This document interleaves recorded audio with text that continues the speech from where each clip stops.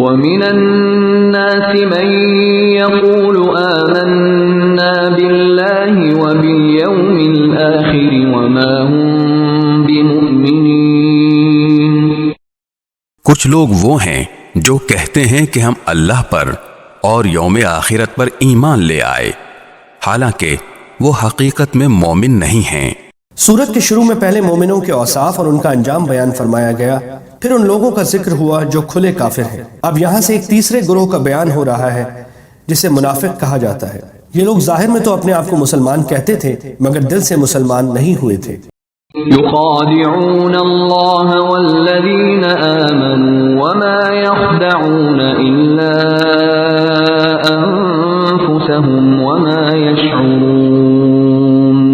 وہ اللہ کو اور ان لوگوں کو جو واقعی ایمان لا چکے ہیں دھوکہ دیتے ہیں، اور حقیقت تو یہ ہے کہ وہ اپنے سوا کسی اور کو دھوکہ نہیں دے رہے، لیکن انہیں اس بات کا احساس نہیں ہے۔ یعنی بظاہر تو وہ اللہ اور مسلمانوں کو دھوکہ دینا چاہتے ہیں، لیکن حقیقت یہ ہے کہ وہ خود اپنے آپ کو دھوکہ دے رہے ہیں، کیونکہ اس دھوکے کا انجام خود ان کے حق میں برا ہوگا۔ وہ سمجھ رہے ہیں کہ اپنے آپ کو مسلمان ظاہر کر کے وہ کفر کے دنیاوی انجام سے بچ گئے، حالانکہ آخرت میں ان کو جو عذاب ہوگا وہ دنیا کے عذاب سے زیادہ سنگین ہے۔ فی قلوبہم مرض فزادہم اللہ مرضا وَلَهُمْ عَذَابٌ أَلِيمٌ بِمَا كَانُوا يَكْذِبُونَ۔ ان کے دلوں میں روگ ہے، چنانچہ اللہ نے ان کے روگ میں اور اضافہ کر دیا ہے، اور ان کے لیے دردناک سزا تیار ہے کیونکہ وہ جھوٹ بولا کرتے تھے۔ یہ وہی بات ہے جو پیچھے آیت نمبر 7 میں کہی گئی تھی، یعنی شروع میں انہوں نے اپنے اختیار سے اس گمراہی کو اپنایا اور اس پر اڑ گئے۔ یہ ان کے دل کی بیماری تھی، پھر ان کے ضد کے نتیجے میں اللہ تعالیٰ نے ان کی بیماری کو اور بڑھا دیا کہ اب انہیں واقعی ایمان لانے کی توفیق نہیں ہوگی۔ وَإِذَا قِيلَ لَهُمْ لَا تُفْسِدُوا فِي الْأَرْضِ قَالُوا إِنَّمَا نَحْنُ مُصْلِحُونَ۔ اور جب ان سے کہا جاتا ہے کہ تم زمین میں فساد نہ مچاؤ تو وہ کہتے ہیں کہ ہم تو اصلاح کرنے والے ہیں۔ أَلَا إِنَّهُمْ هُمُ الْمُفْسِدُونَ وَلَكِنْ لَا يَشْعُرُونَ۔ یاد رکھو یہی لوگ فساد پھیلانے والے ہیں، لیکن انہیں اس بات کا احساس نہیں ہے۔ وَإِذَا قِيلَ لَهُمْ آمِنُوا كَمَا آمَنَ النَّاسُ قَالُوا أَنُؤْمِنُ كَمَا آمَنَ السُّفَهَاءُ أَلَا إِنَّهُمْ هُمُ السُّفَهَاءُ وَلَكِنْ لَا يَعْلَمُونَ۔ اور جب ان سے کہا جاتا ہے کہ تم بھی اسی طرح ایمان لے آؤ جیسے دوسرے لوگ ایمان لائے ہیں، تو وہ کہتے ہیں کہ کیا ہم بھی اسی طرح ایمان لائیں جیسے بے وقوف لوگ ایمان لائے ہیں۔ خوب اچھی طرح سن لو کہ یہی لوگ بے وقوف ہیں، لیکن وہ یہ بات نہیں جانتے۔ یعنی جس طرح تمہاری قوم کے دوسرے لوگ سچائی اور خلوص کے ساتھ مسلمان ہوئے ہیں، اسی طرح تم بھی اگر اسلام قبول کرتے ہو تو ایمانداری کے ساتھ سچے دل سے قبول کرو۔ تو انہوں نے یہی جواب دیا، کیا ہم بے وقوفوں کی طرح ایمان لائیں؟ وہ اپنے نزدیک ان لوگوں کو بیوقوف سمجھتے تھے جو سچائی کے ساتھ اسلام قبول کر کے اپنے آپ کو تکلیفوں اور مشقتوں اور خطرات میں مبتلا کر رہے تھے۔ ان کی رائے میں یہ سراسر احمقانہ فعل تھا کہ محض حق اور راستے کی خاطر تمام ملک کی دشمنی مول لے لی جائے۔ ان کے خیال میں عقل مندی یہ تھی کہ آدمی حق اور باطل کی بحث میں نہ پڑے بلکہ ہر معاملے میں صرف اپنے مفاد کو دیکھے۔ وَإِذَا لَقُوا الَّذِينَ آمَنُوا قَالُوا آمَنَّا وَإِذَا خَلَوْا إِلَى شَيَاطِينِهِمْ قَالُوا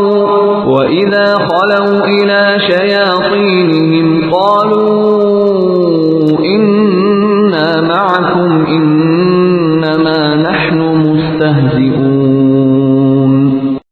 اور جب یہ ان لوگوں سے ملتے ہیں جو ایمان لا چکے ہیں تو کہتے ہیں کہ ہم ایمان لے آئے، اور جب یہ اپنے شیطانوں کے پاس تنہائی میں جاتے ہیں تو کہتے ہیں کہ ہم تمہارے ساتھ ہیں، ہم تو مذاق کر رہے تھے۔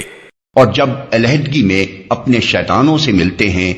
شیطان عربی زبان میں سرکش، متبرد اور شوریدہ سر کو کہتے ہیں. انسان اور جن دونوں کے لیے یہ لفظ مستعمل ہوتا ہے. اگرچہ قرآن میں یہ لفظ زیادہ تر شیاطین جن کے لیے آیا ہے، لیکن بعض مقامات پر شیطان صفت انسانوں کے لیے بھی استعمال کیا گیا ہے، اور سیاق و سباق سے بآسانی معلوم ہو جاتا ہے کہ کہاں شیطان سے انسان مراد ہیں اور کہاں جن. اس مقام پر شیاطین کا لفظ ان بڑے بڑے سرداروں کے لیے استعمال ہوا ہے جو اس وقت اسلام کی مخالفت میں پیش تھے. اللہ یستہزئ بهم ویمدهم فی طغیانهم یعمہون. اللہ ان سے مذاق کا معاملہ کرتا ہے اور انہیں ایسے ڈھیل دیتا ہے کہ وہ اپنی سرکشی میں بھٹکتے رہیں. یعنی اللہ تعالیٰ نے ان کی رسی دراز کر رکھی ہے کہ ان کے دوغلے پن کی فوری سزا دنیا میں انہیں نہیں مل رہی ہے، جس سے وہ سمجھ رہے ہیں کہ ہماری تدبیر کارگر ہو گئی. چنانچہ وہ اپنی اس گمراہی میں اور پختہ ہوتے جا رہے ہیں. آخرت میں انہیں ایک دم پکڑ لیا جائے گا.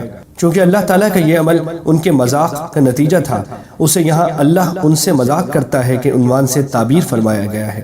أولئك الذين اشتروا الضلالة بالهدى فما ربحت تجارتهم وما كانوا مهتدين.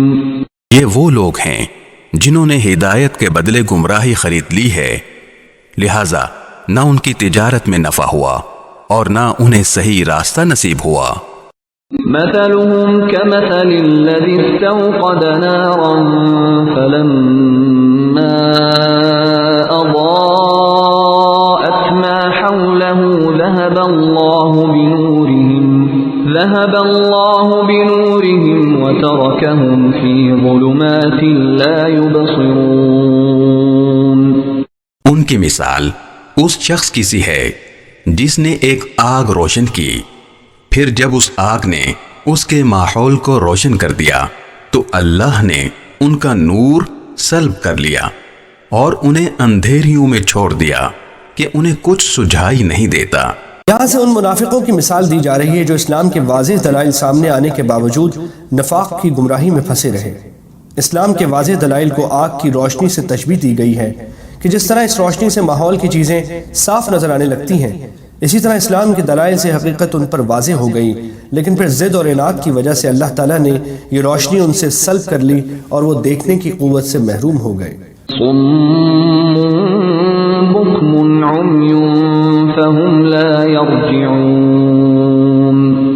وہ بہرے ہیں، گونگے ہیں، اندھے ہیں، چنانچہ اب وہ واپس نہیں آئیں گے.